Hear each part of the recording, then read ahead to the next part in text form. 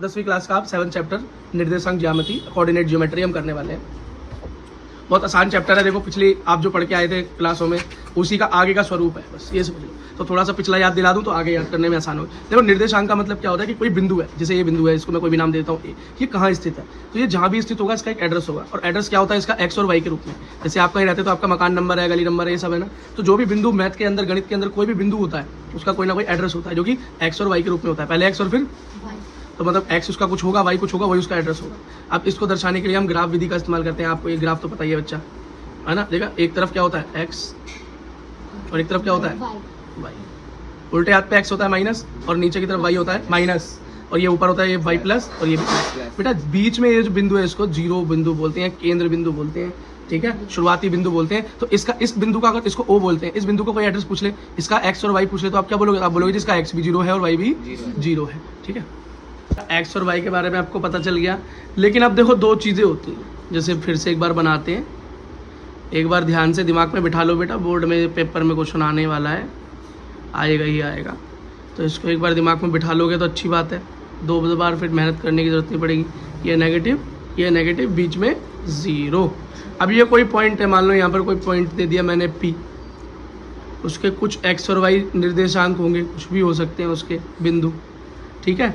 अब आपसे कोई पूछे ये बिंदु की दूरी क्या है, एड्रेस तो आप एक्स और वाई के हिसाब से बता दोगे, लेकिन आपसे कोई पूछे दूरी क्या है, तो आप बोलोगे जी भैया किस चीज़ से दूरी जो होती है, डिस्टेंस होती है, तो किस चीज़ से। तो हम बोलेंगे कि जब भी आपसे कोई दूरी पूछे तो हम उसकी दूरी हमेशा कहाँ से लेते हैं, केंद्र से लेते हैं, सेंटर से लेते हैं। तो पी की दूरी कहाँ से, ओ से। कहाँ से? जब कोई एक ही बिंदु दिया हो, मेरी बातों पे ध्यान देना इस बात पर, कोई एक ही बिंदु दिया हो और उसकी दूरी पूछे, या तो के क्वेश्चन में खुद ही बोलेगा केंद्र से दूरी बता दो, या साफ साफ बोलेगे भैया दूरी बताओ, तो आप कहाँ से दूरी निकालोगे, ओ से।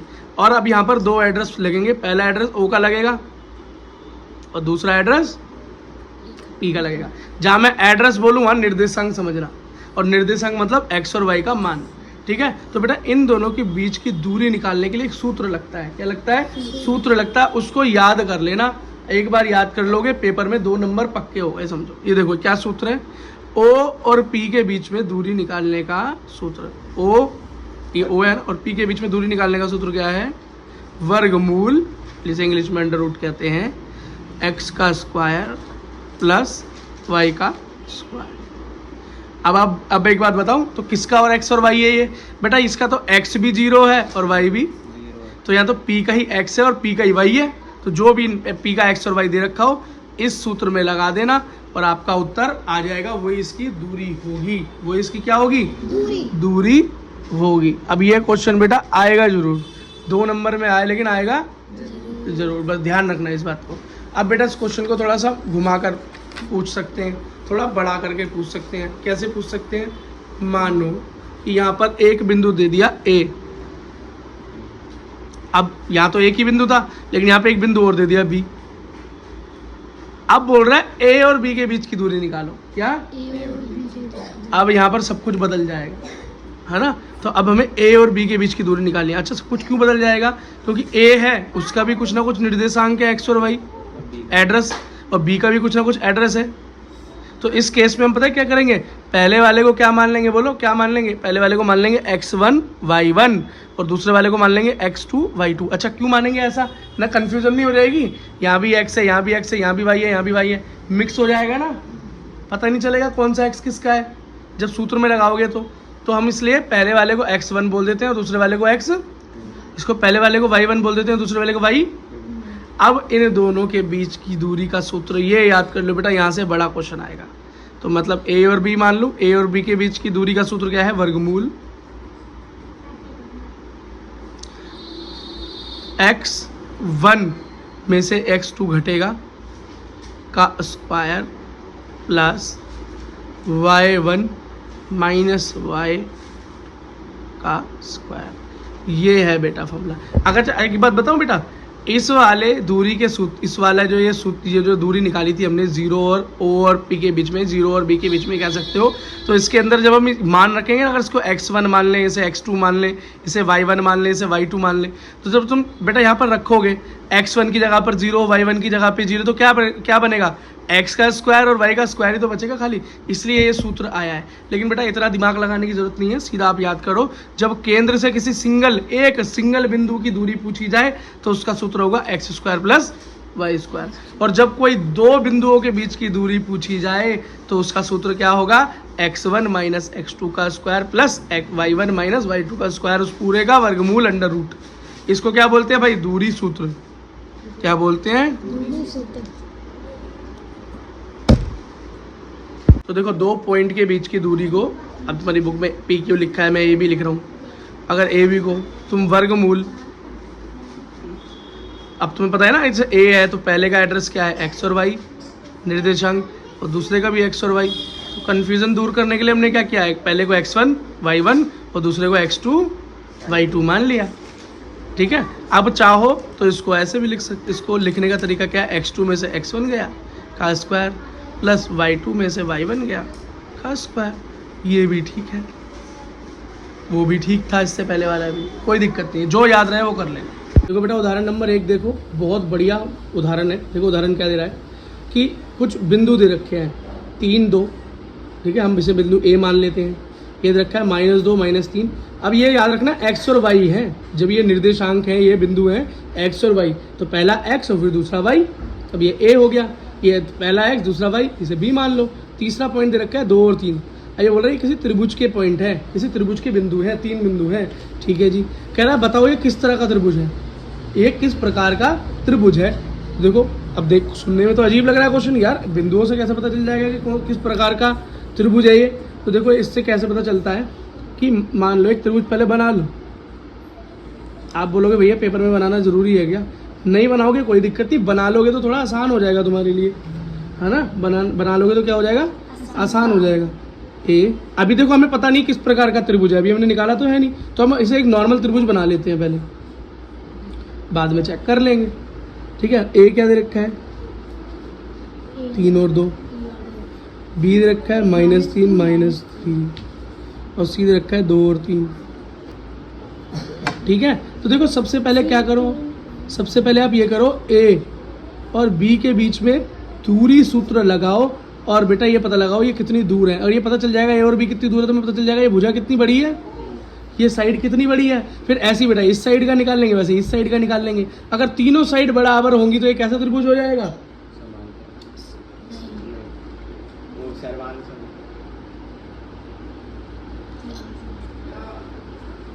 समबाहु, सारी भुजा समान। अगर 2 साइडें बराबर होंगी तो समद्विबाहु। ठीक है बेटा, इस तरीके से। तो बेटा ए को मैं क्या मान लूंगा यहाँ पे, x1 y1, और b को x2 y2, और हमारा फॉर्मूला क्या है, x2 माइनस x1 का square plus y2 minus y1 का स्क्वायर। आप बेटा फॉर्मूला वो भी लगा सकते हो, x1 माइनस x2 का स्क्वायर और y1 माइनस y2 का स्क्वायर, कोई दिक्कत नहीं है। ठीक है, अब देखो, अब यहाँ पे हमने फॉर्मूले के अकॉर्डिंग जो x2 था वहाँ x2 रख दिया, जहाँ x1 था वहाँ x1 रख दिया, माइनस माइनस प्लस, तो 2 और 3 प्लस 5 हो गए, 5 का स्क्वायर माइनस 5 का स्क्वायर, इधर भी 5 हो गया, 5 का माइनस 5 का स्क्वायर क्या होगा, 25 होगा, माइनस माइनस प्लस हो जाएगा, माइनस माइनस प्लस 25 कितना हो गया, अंडर रूट 50। अब बेटा रूट सॉल्व करोगे तो इसका आंसर आएगा 7.07, और भी थोड़ा सॉल्व होगा, अगर नहीं करोगे तो इसको इतना भी छोड़ सकते हो, इससे भी आपको आंसर का अंदाज़ा लग जाएगा। लेकिन जिस बच्चे को अंडर रूट सॉल्व करना नहीं आता वो हमारी वीडियो देख ले, जिस वीडियो के अंदर हमने बता रखा है कि अंडर रूट कैसे सॉल्व होता है, और आपको ये अंडर रूट सॉल्व करना आना चाहिए। अगर आपको ये अंडर रूट सॉल्व करना नहीं आएगा तो आप 9th क्लास में फंस जाओगे, वैसे 9th में भी आना चाहिए था आपको तो। ठीक है, जिसको नहीं आता वो वीडियो देख ले, और जो बच्चे अभी क्लास में पढ़ रहे हैं और वो भूल गए हैं तो वो भी वीडियो देख लें।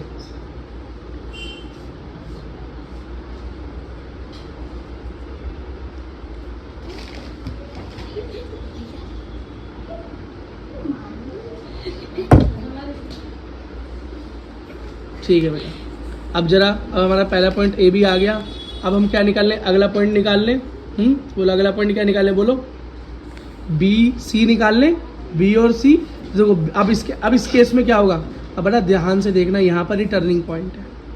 जब हमने ए और बी निकाला था, ए को x1 y1 और b को x2 y2 माना था ना, अब जब हम b और c निकालेंगे तो अब हम b को x1 y1 और c को x2 y2 मान लेंगे। बस ये चीज़ याद रखना बेटा, अगर ये चीज़ याद रहेगी तो क्वेश्चन में गलती नहीं होगी। अगर ये चीज़ भूल गए तो क्वेश्चन में गलतियाँ होगी, 100% हो जाएगी गलती। ठीक है, अब b मेरा क्या था, -2 -3, और मेरा c क्या है 2 और 3। अब देख रहे हो कैसे चीज़ें बदल गई। अब फॉर्मूला तो आपको पता ही है, क्या है जी, x2 - x1 का स्क्वायर प्लस y2 - y1 का स्क्वायर। या तुम उल्टा लिखना चाहो तो उल्टा लिख सकते हो, कोई दिक्कत नहीं, आंसर वही आएगा। अब x2 क्या है मेरा 2 और x1 क्या है 2 का स्क्वायर, y2 क्या है 3 और बेटा ये माइनस ये भी हो रहा है, माइनस ये तो यहाँ प्लस हो जाएगा ना। हाँ, अब यहाँ भी देखो ये माइनस है तो ये माइनस माइनस प्लस हो जाएगा, का स्क्वायर 4 का स्क्वायर 6 का स्क्वायर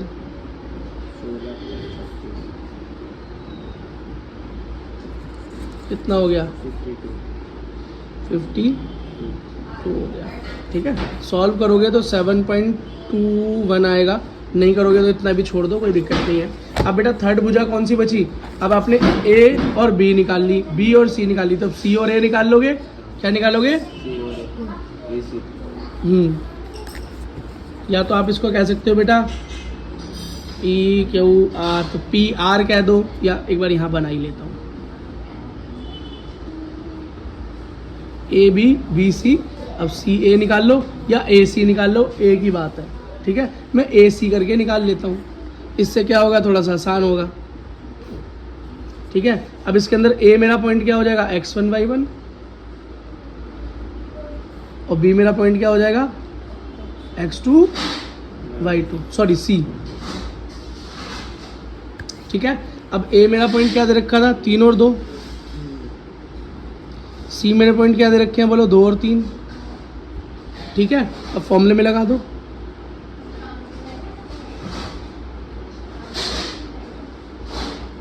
अब आप बोलोगे भैया हर बार ये फॉर्मूला लिखना ज़रूरी है क्या, बिल्कुल ज़रूरी है।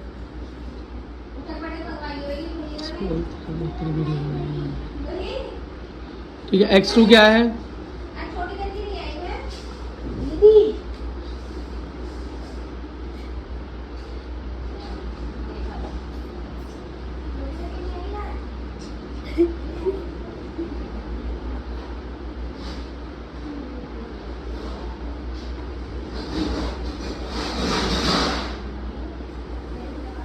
अब 1 का स्क्वायर क्या होगा 1 ही हो जाएगा, 1 का स्क्वायर क्या होगा 1 होगा, √2, और √2 तो हमको वैसे भी याद है 1.41 होता है, ये तो याद ही रहना चाहिए आपको हमेशा, ये √2 आ गया। अच्छा, इस चीज़ से हमको एक चीज़ समझ में आ गई कि हमारी दो भुजा तो बड़ी हैं और एक भुजा बहुत छोटी है। क्या है, एक भुजा बहुत छोटी है। तो अच्छा एक चीज़ देखो, ये है √2, क्या है √2, सबसे पहले वाली भुजा क्या आई थी हमारी 50, √50, दूसरी वाली है √52, एक और एक लास्ट आई है √2। अच्छा, √50 और √2 को जोड़ दूँ तो किसके बराबर हो जाएगा वो √52 के बराबर। तो मैं कह सकता हूँ कि दो भुजाओं का योग किसका, दो भुजाओं का योग, हाँ AB और AC का योग किसके बराबर आ रहा है, BC के बराबर आ रहा है ना। तो स्क्वायर लगा दो यहाँ पे, अंडर रूट हटाना है तो। और ये बेटा क्या होती है, यही तो पाइथागोरस की प्रमेय होती है।